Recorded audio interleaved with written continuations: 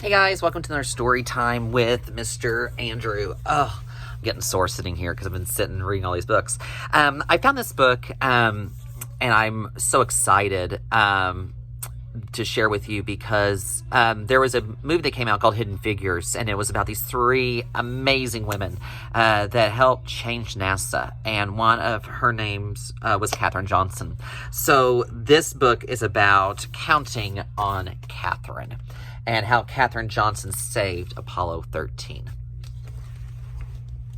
Let me get this cover off so it's easier for me to change this book. The only things she didn't count were the stars in the sky. Only a fool, she thought, would try that. Even so, the stars sparked her imagination. What was out there? Katherine yearned to know as much as she could about numbers, about the universe, about everything.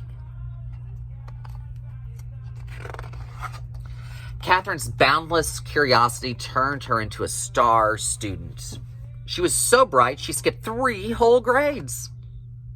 She catapulted right past her brother. He wasn't too happy about that.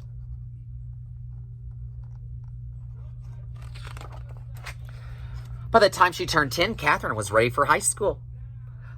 But back then, America was legally segregated by race.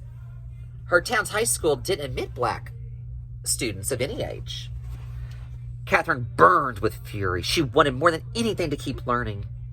There was still so much to know. Count on me, Katherine's father told her. By working night and day, he earned enough money to move the family to a town with a black high school. Institute, West Virginia.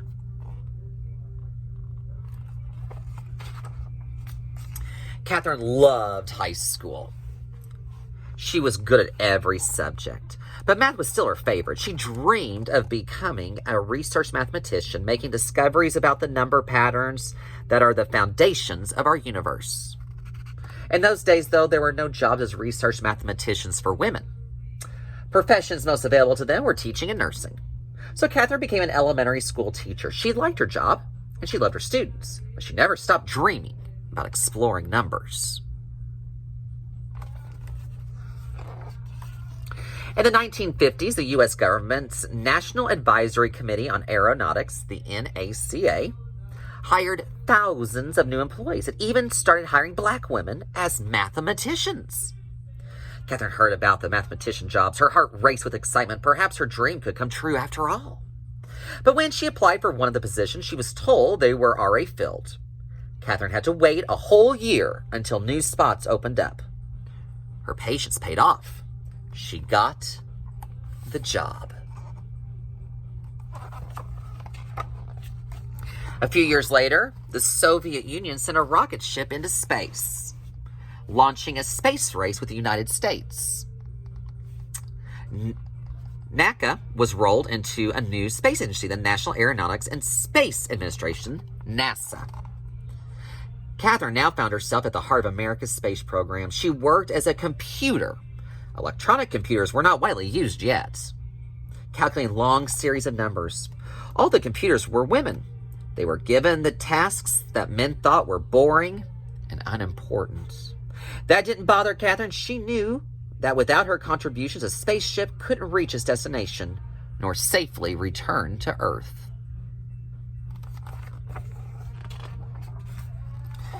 Here's why. Sending a rocket ship into space is like throwing a ball into the air. At first, the force of the throw sends the balls up, up, up. But as its energy runs out, the ball's path curves back toward the ground. Where it lands depends on what angle it was thrown and how high and how fast it flew. Because math is a kind of language, Katherine could ask those questions. How high could the rocket ship go? And how fast would it travel? Using numbers. And numbers would provide the all-important answer. Where would it land? To find out, Katherine plotted the numbers she'd calculate on a graph. When she joined the points together, they formed a curved line. At one end of that line was Earth at the time the rocket ship launched. At the other was where Earth would be when the ship landed.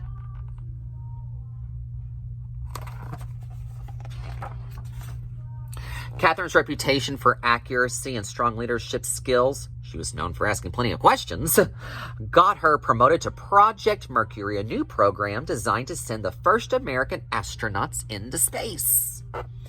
Mercury's missions were going to be dangerous, so dangerous that even the Project Star astronaut John Glenn refused to fly unless Katherine okayed the numbers. "You can count on me," she said. Glenn's spacecraft Friendship 7 orbited Earth 3 times and returned home safely. Glenn became a national hero.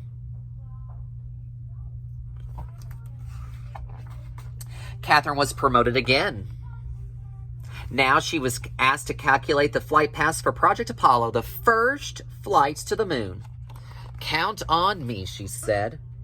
And on July 20th, 1969, the Apollo 11 astronauts walked on the moon. Their feat was celebrated around the world. More triumphs followed. Apollo 12 rocketed to the moon in November of 1969. Apollo 13 launched in April 1970. But on the third day of Apollo 13's flight, the worst thing happened. An explosion in space. Could the crippled spaceship make it to the moon? And if it didn't, would it be able to get back home to Earth? The 3 astronauts on board were in grave peril. Commander Jim Lovell told Mission Control, "Houston, we have a problem." Back on Earth, Katherine Johnson got a phone call. Her flight path calculations would have to be done all over again and perfectly. It would be the toughest challenge of her life. Katherine told Mission Control, "You can count on me." She rolled up her sleeves, took a deep breath, and began doing the math. She worked hard and fast. A few hours later, Katherine's calculations were finished. The flight path to return home would take the ship around the far side of the moon. From there, the moon's gravity would act like a slingshot to zing the ship back to Earth. To get home, the crew of Apollo 13 would have to follow Katherine's course exactly by burning off fuel at precise intervals.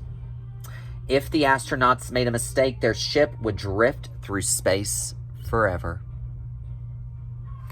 Pretty scary. Katherine Johnson had done it. Oh, sorry. I skipped a page. Whoop. Katherine waited anxiously to hear the astronauts' reports. Finally, it crackled over the loudspeakers. "We've got it! Apollo 13 was back on track." Katherine Johnson had done it. She brought Apollo 13 home. She was no longer the kid who dreamed of what lay beyond the stars. She was now a star herself.